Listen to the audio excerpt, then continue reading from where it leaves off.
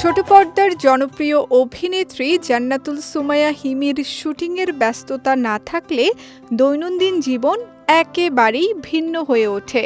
কাজের ফাঁকে অবসর সময় কিভাবে কাটান, কোন বিষয়গুলো তাকে আনন্দ দেয় এবং ব্যস্ততার বাইরে তার দিনগুলো কেমন যায়, এইসব নিয়েই কথা বলেছেন এই অভিনেত্রী। শুটিংয়ের ব্যস্ততায় নিয়মিত শরীরচর্চা করা সম্ভব হয় না হিমির, তবে ছুটি বা অবসর পেলেই তিনি দিনের শুরু করেন ব্যায়াম দিয়ে। হিমির ভাষায় অবসর সময় তিনি 2 থেকে 3 ঘন্টা শরীরচর্চা করেন, যা তাকে শারীরিকভাবে ফিট রাখার পাশাপাশি মানসিকভাবেও প্রাণবন্ত রাখে। অবসর পেলেই ওটিটি প্ল্যাটফর্মে সময় কাটাতে ভালোবাসেন অভিনেত্রী।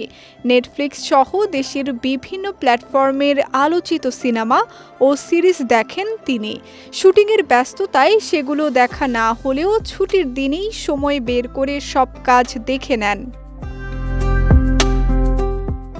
শুটিংয়ের ব্যস্ততায় নিয়মিত ঘুমের রুটিন অনেকটাই এলোমেলো হয়ে যায় হিমির, তাই ছুটির দিনে তিনি ঘুমের দিকেই বেশি গুরুত্ব দেন।